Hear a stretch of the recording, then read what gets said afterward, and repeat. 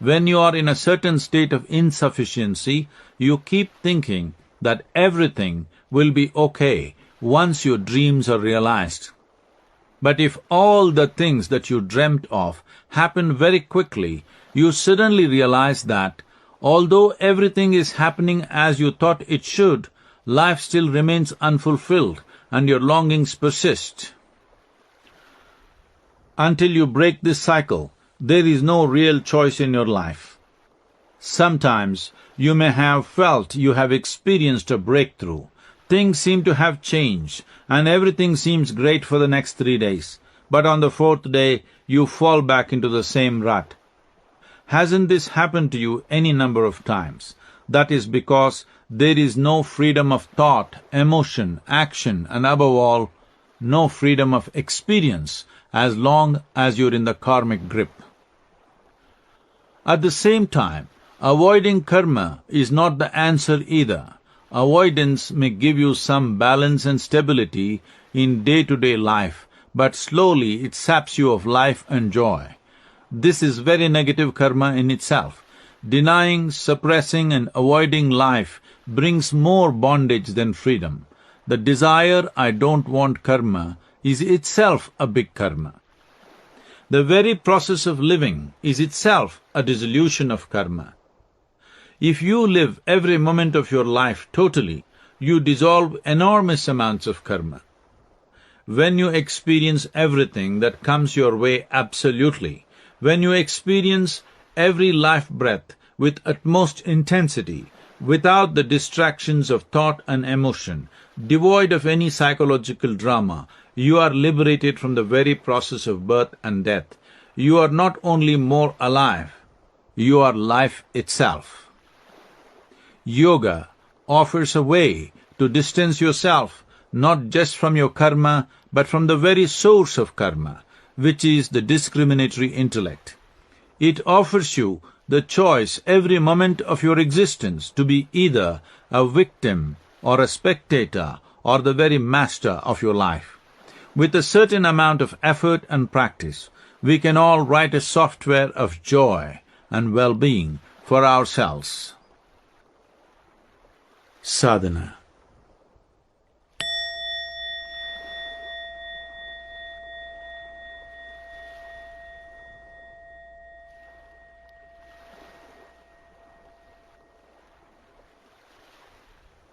When you realize that all your material achievements are of value only in comparison with those who do not have them, this is joy that springs from another's deprivation.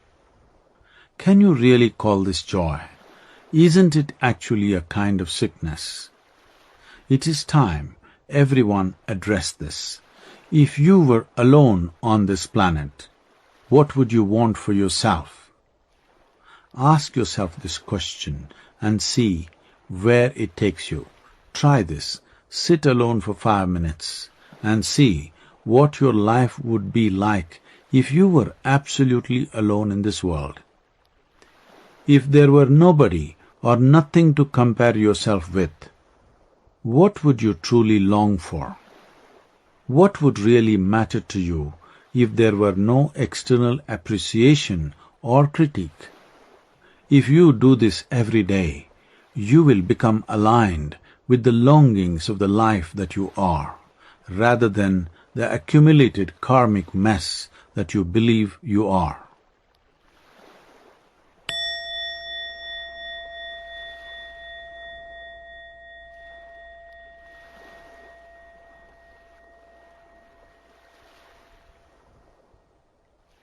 The mechanics of life. Fundamentally, Kriya means internal action. An internal action is one that does not involve either the body or the mind or the physical dimensions of energy. As we have established earlier, the body and the mind are yours, but still external to you. You have gathered both from the outside. The body is an accumulation of food, and the mind an accumulation of impressions. Even the imprints upon the energy body are an accumulation of the impressions of the 5 senses. when you have the ability to perform action with the non-physical aspect of your energy, then it is termed a kriya. All this may sound somewhat esoteric, but only if you are inducted by someone who has mastery over the realms of energy will it become possible for you to practice kriya. If your actions find outward expression involving body, mind, and the physical dimensions of energy, this is karma. If you turn inward and perform an action beyond all dimensions of physicality, that is kriya. Karma is the process of binding you. Kriya is the process of liberating you. Most significant aspect of yoga is always to perform action beyond the physical dimensions of energy. Among the 4 dimensions of physicality, you are most conscious of the bodily actions, less of the mental, much less of the emotional, and negligibly of the energetic.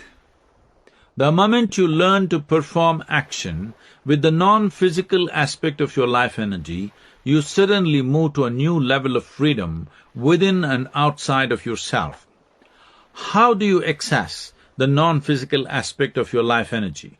The yogic practices which involve postures, breath, attitudes of mind and energy activation are all essentially oriented toward aligning the first 3 layers of the body, the physical, the mental and the energetic body.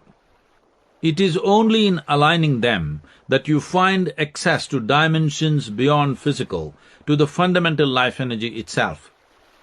I have seen any number of people who start doing a simple kriya and suddenly become so creative that they are able to achieve things that they never imagined possible in their lives. This is simply because they loosened their karmic foundations a little. They shook up their life energies for a change instead of being entangled with their physical processes of body, mind and energy. This is something every human being can learn to do. Kriya Yoga is a very powerful way to walk the spiritual path, but at the same time, it is tremendously demanding. For most modern urban people who are unaccustomed to using their body in its full versatility, Kriya Yoga could seem arduous and inhuman. This is because Kriyas are elaborate and involve a great deal of discipline, focus and exactitude. Most people do not have the body, the attitude, or the stability of emotion for this yoga path, primarily because they are used to living right from their childhood in perpetual state of comfort. Being used to a level of physical comfort is not a problem, but being in constant quest of comfort, this is a great problem. That kind of attitude and emotion is unsuitable for the path of Kriya Yoga. Also, Kriya Yoga cannot be done with people who talk freedom all the time. It is not for people who keep asking, why am I not free to eat my ice cream? Why can't I wake up whenever I feel like it? Why can't I eat, drink and have sex with whoever, whenever I feel like? If you take the path of Kriya, a certain fundamental discipline has to be brought into all physical, psychological and emotional processes. If you want to hit the peak of your consciousness, this discipline is essential. You cannot be partying till early morning and attempt to scale Mount Everest tomorrow. The same logic holds true here. When you are given a certain Kriya Yoga regimen, you have to follow it. You may understand the need for the discipline as you go along, but it can never be fully explained. And if it has to be explained, the essence of Kriya will be lost. This is because Kriya is a tool to transcend the framework of logic and experience in order to access those non-physical dimensions that are considered spiritual or mystical. If I want to teach you Kriyas just as practices, it would be simple to put them in a book form which you could learn and memorize them. But for the Kriya to be a live process, To be imprinted in your system in a certain way, it needs a certain discipline, dedication and receptivity. When you walk a completely new terrain, if there is no trust in the one who guides you, then the journey becomes unnecessarily long and difficult. Generally, on the path of Kriya, most gurus make the disciples wait. Traditionally, when students went to a guru to learn Kriya Yoga, they might well have been told to sweep the floor for a year, then wash the dishes for another. If their trust still did not waver, then the guru might consider initiating them into the Kriyas. There is a reason for this. Once you empower people in a particular way that makes the system vibrant beyond normal standards, they can cause great damage to themselves if their attitudes and emotions are not as they should be. But in today's world, to get that kind of time with people, to arrive at that kind of trust, then imprint these Kriyas is difficult. It is not impossible, but the chances are becoming remote. I spent 21 years of my life transforming a powerful Kriya, the Shambhavi Mahamudra, in order that it might be taught to large numbers of people in today's world. Certain aspects that could empower people either to harm themselves or others, or influence the elements around them, have been firewalled, so only the physical, psychological and spiritual benefits remain. For those 2 decades, I deliberately stayed away from all forms of public outreach, because my entire focus was primarily on recrafting the Kriya to ensure that it could be widely imparted without any adverse effects. Kriya Yoga is a full-fledged path, is important only for those interested in exploring mystical dimensions.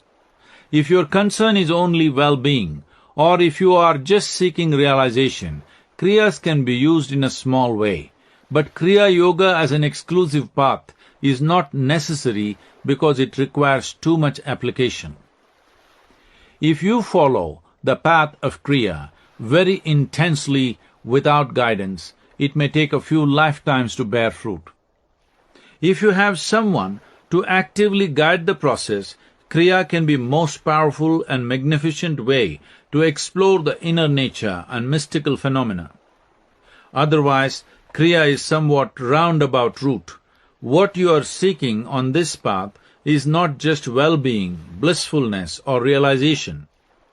Instead, you want to know the very mechanics of life-making. You want to know the engineering of life. That is why it is much longer process.